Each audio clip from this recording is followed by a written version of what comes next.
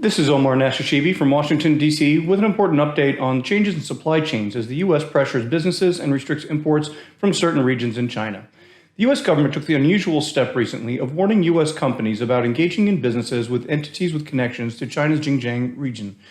On July 13th, the Departments of Homeland Security, State, Commerce, Labor, Treasury, and the U.S. Trade Representative issued an advisory focused on supply chains and links to forced labor and human rights abuses there.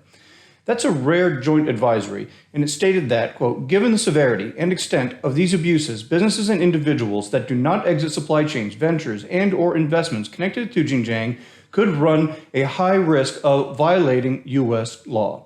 The U.S. government is advising businesses that potential legal risks could include for them violation of statutes criminalizing forced labor, being in reckless disregard of the fact that venture has engaged in forced labor, export control violations related to individuals, and violation of the prohibition of importation of goods produced in whole or in part with forced labor or convict labor.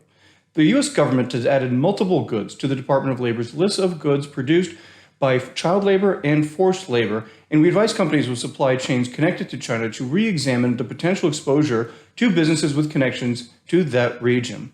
This includes possibly attempting to identify if throughout the supply chains, even indirectly, the company is exposed to unexpected risk due to even a supplier's connections. And we understand that's a difficult process to undertake, but it is potentially an important step businesses might start to explore.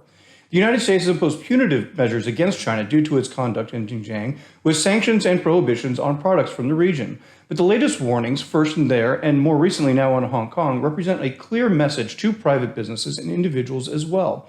Congress passed a law prohibiting the importation of goods with forced labor nearly 100 years ago.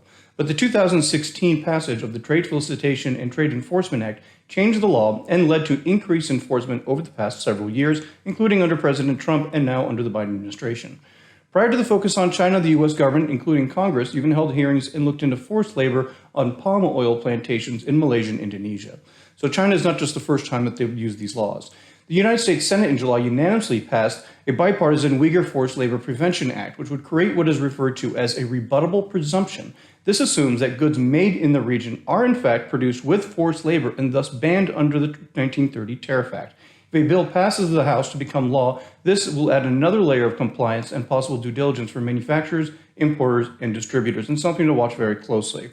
I was very active lobbying on the Dodd-Frank conflict minerals rule that required publicly traded companies to conduct that due diligence OECD process throughout their supply chain to affirm that their goods are conflict-free, meaning did not have tin, tungsten, tantalum, or gold from the Democratic Republic of Congo or the 8 surrounding countries. While this supply chain action on China may not reach to that extent of the Dodd-Frank conflict mineral rules, mandating a reporting mechanism affecting hundreds of thousands of suppliers and conflict minerals, we are noticing many companies conducting their own internal supply chain reviews and beginning that due diligence process. In June, the Biden administration specifically added silica-based products to their Department of Labor goods watch list. This is in addition to other products the U.S. government has identified that have links to forced labor in Xinjiang or by Uyghur workers transferred to other parts of China, including cotton, garments, footwear, electronics, gloves, hair products, textiles, thread yarn, and tomato products. Especially for businesses importing any of these goods from China, we suggest beginning the process of conducting an internal review of their potential exposure to U.S. government action. This is a bipartisan issue, which has now crossed multiple and very different presidential administrations, with former President Trump having initiated action in 2020 on this very topic. This tells us that the U.S. government will continue its pressure campaign on China, but now also is taking that pressure campaign and expanding it as well to U.S. businesses. In fact, we understand the U.S. would like other global allies to join in this effort as well. This has been an update from Washington, D.C. on the latest on trade issues. Please contact your CLA representative for more information on developments coming from here in your nation's capital.